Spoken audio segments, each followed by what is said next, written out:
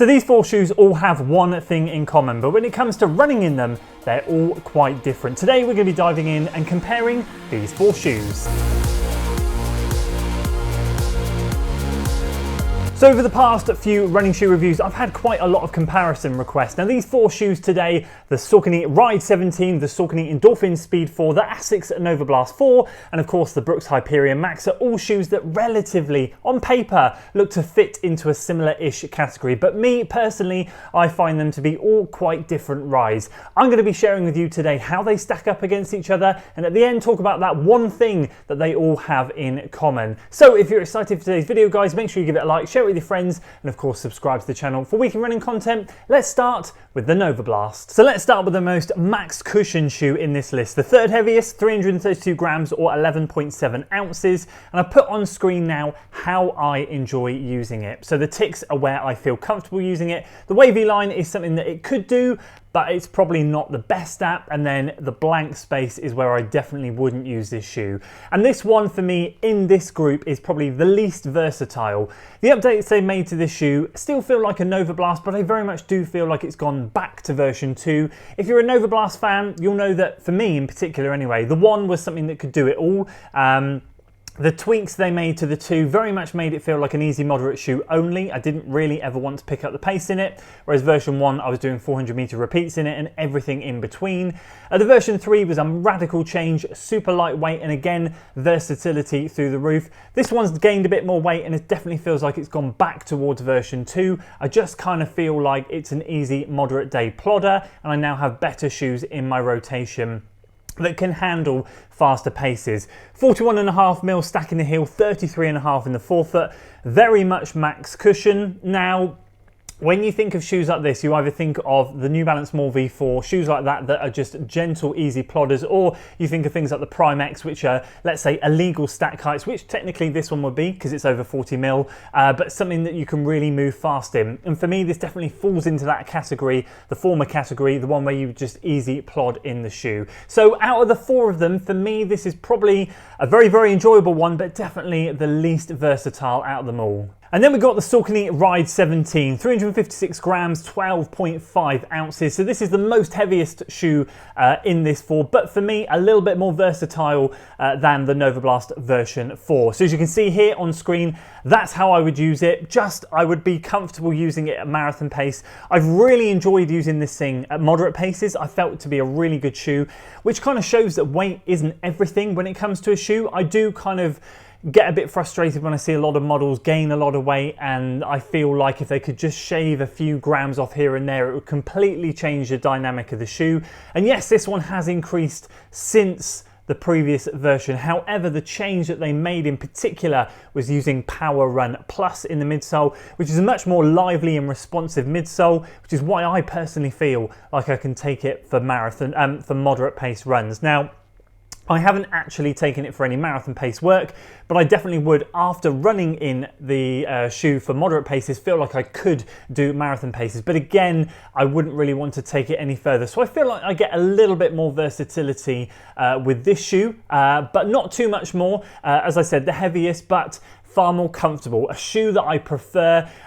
Something I've been saying in more recent videos, I'm definitely preferring the firmer midsoles. Although this one has a lovely sort of bounce sensation and it is to a degree soft, it's not like Novablast squishy soft. So it certainly ticks my boxes more, and it's a shoe that I would definitely gravitate towards more. I've just got more shoes in for testing at the moment, so it's not getting as many miles as I'd like it to, but I do hope to pick this one back up very soon and log some more miles in it. And then we get into the good stuff. 36mm a stack in the heel, 28 in the forefoot for the Endorphin Speed 4, 304.5 grams, 10.7 ounces in my UK size at 13. And we really are starting to cook on gas now. So this is a shoe that I've recently picked up. Only got a couple of runs in it so far, but already I'm getting very, very similar vibes for the version 3. The version 3 covered such a wide range of runs for me. Again, on screen now is how I like to use it. So definitely from easy paces all the way up to sort of half marathon. I feel like it can do 10k stuff, but the VO2 max stuff is probably not its thing. When I say VO2 max work, I'm talking about those all-out fast intervals. I'd save that for more of a Saucony Kinvara 14. I've been using that shoe a lot. Very lightweight, very racing flat feel, something that I like to feel like I'm doing a lot of the work, but is super lightweight on foot.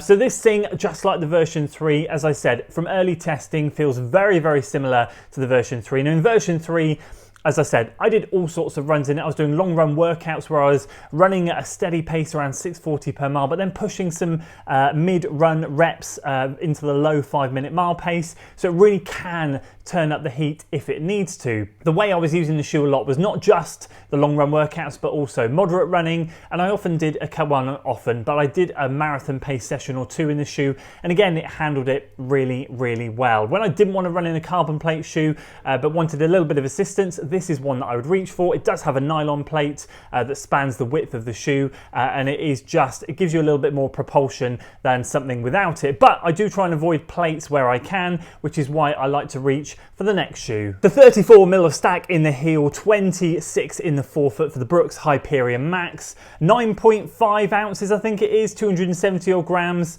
the lightest shoe in this group. So this one very much stacks up a bit closer to the Endorphin Speed than the others. And yet this one, again, I'll show on screen, the most versatile shoe that I've used. This is my second pair, got nearly 200 miles in it, 300k so far in the shoe, around 180 miles I think I've roughly got in it, and it is an absolute beast. I love it for everything. I would generally try not to run easy in it, but I have run easy in it a few times and it just feels really, really good. I just like to save the easy runs for something a little bit different, but it can do it and it just covers the widest range for me. It got me through my first marathon training block, my first pair, and I invested in a second pair, and it's already up to nearly 200 miles and I'm 7-8 weeks out from London now, and it's just going really well. Again, it's covering a lot of the long run workouts, it's covering other general workouts as well, moderate runs, it's just doing everything. So for me, out of these four shoes, it covers the widest range of bases. Very similar to the Endorphin Speed. I just feel like the Speed 4 lacks that top end, similar to the V3.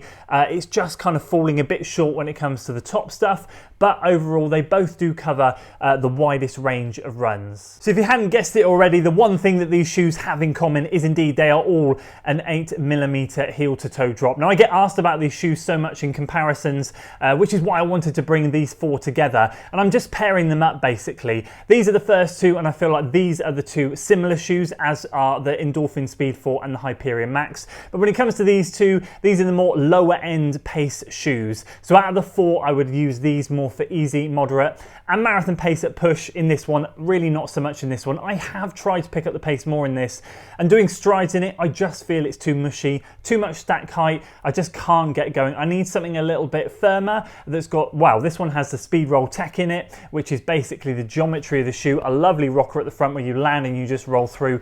That's what I want when I'm putting strides in a shoe, which I might be doing after an easy or a moderate run. And so I do tend to, well, I'm going to be brutally honest, although this has less miles in it, I do actually prefer this shoe to the Novablast 4, which can't believe I'm saying because I was a humongous Novablast fanboy, but I just feel over the years now, the Novablast has stayed relatively similar.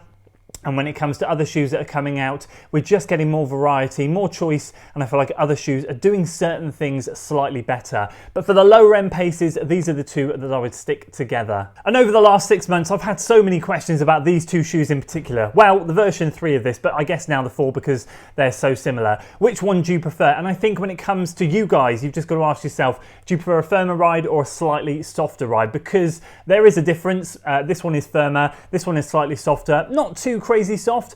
I get on with both of them. I do prefer the Hyperion Max. It is my favorite. It got shoe of the year last year, but I do feel like these are the two that will cover the biggest range. So if you're looking for a trainer that's going to cover a lot of bases for you, that you want to do a lot of training in and do a lot of different types of runs, then these are the two for me in my current rotation that I feel I could gravitate towards. Now, when it comes to pairing them up, I wouldn't have the two in the same rotation, if I'm honest with you. I certainly look at pairing one of the other two shoes with one of these shoes. I think the Novablast would go well with this. if you're a softer midsole kind of person, and from a Saucony Ride perspective, that would go well with this if you prefer firmer ride. So those would be two good pairings, and you would get the easier and moderate stuff done in those shoes, and then you could save these for the faster and longer paced runs. So there we go. I hope that helps answer some questions. The one shoe that keeps popping up in my comments a lot at the moment is the Adidas Boston 12. A lot of you are asking about it. I haven't tested that shoe out. It's one that I haven't been bothered to gravitate towards really. Maybe it's one I should pick up. I'd love to hear your thoughts down below, but I'm getting mixed messages from a lot of you. Some of you love it, some of you really just think it's completely overrated. For me, I feel kind of set in what I have at the moment, and I don't feel I need to go and grab it, but if it really is that worth it, I'd love to hear your thoughts down in the comments below. I'd also love to hear from you if you have any of these 4 shoes, or at least 2 of the 4, so that you can give me your comparison of them, and if you feel that the 2 you have match up nicely, make a good pair, or you feel they just cover too much of a similar basis. That'd be great to hear from you down in the comments below, but that is it from me today. I hope you enjoyed the video. If you did, please do consider giving it a like, share it with your friends, and of course subscribe to the channel for weekly running content, and I'll see you on the next one.